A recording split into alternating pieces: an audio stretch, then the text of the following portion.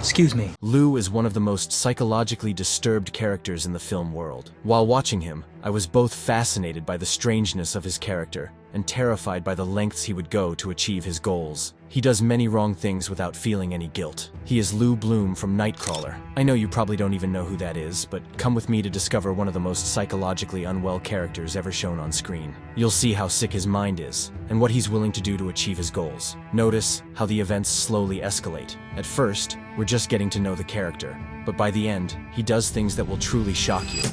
We first meet him stealing copper wires from a construction site. A security guard confronts him, and Lou smiles and pretends to be lost, until he notices the guard's expensive-looking watch. Then, he assaults the guard. In the next scene, he's wearing the watch and walking off with the stolen wires. He tries to sell the wires to a scrapyard, and then asks the man if he's hiring. Pay attention to how he talks.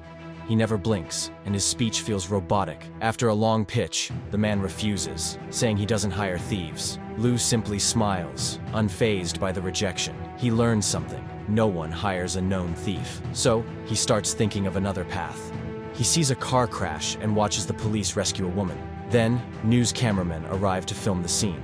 Lou asks them which channel will air the footage, and they reply, whoever pays the most. He notices their expensive equipment and concludes they must make good money. Later, he sees the footage on TV and becomes intrigued. He steals a bicycle, sells it, and uses the money to buy a camcorder and a police scanner. He decides to become a freelance crime videographer. At a scene, we see how robotic he is. No emotions, no empathy. He nearly puts his camera in a dying woman's face. He coldly stares at injured people, and even the police chasing suspects. He observes and learns from other cameramen until he visits a local TV station and sells them his footage. They buy it because it's up close and graphic. The editor advises him to get better equipment. The editor also tells him something very important. Audiences care more about crimes involving wealthy white people, especially if they're attacked by minorities or the poor. That's the kind of footage that gets ratings. This is a critique of media racism, especially in the West. News outlets don't care about minority victims. They want crimes that fit a certain narrative.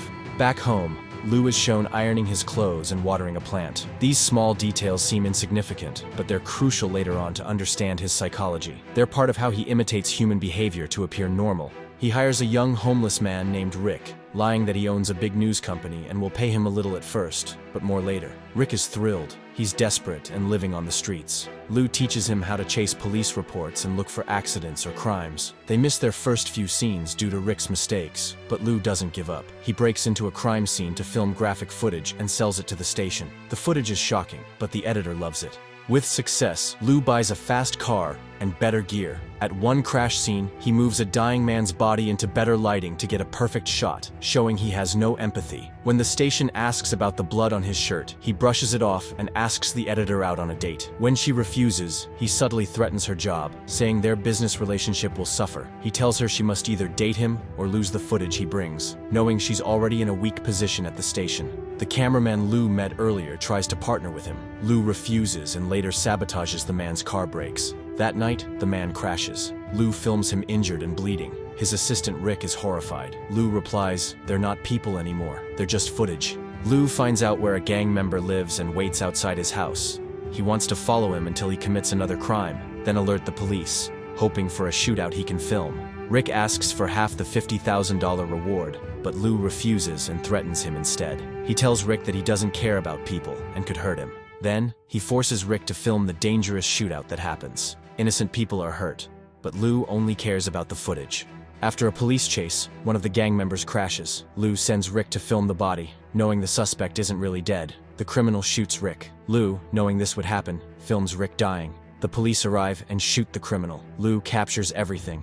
Lou returns to the station, joyful and unbothered. The editor is stunned by the quality of the footage. The police ask for the original tape, but Lou has edited out the crucial parts and refuses to cooperate. One detective questions how he found the criminals so fast. Lou lies, saying he was just watering his plant. This reveals a lot about his character. The plant represents how Lou mimics normal human behavior. He waters it as a way to seem like a regular person. It's the first thing he mentions to appear human, but he's not. He imitates people to hide how deeply disturbed he is. The detective doesn't believe him. At the end of the film, Lou's company has grown. He now leads a team of cameramen and vans. He tells them to follow his orders and remember one thing: I'll never ask you to do something I wouldn't do myself.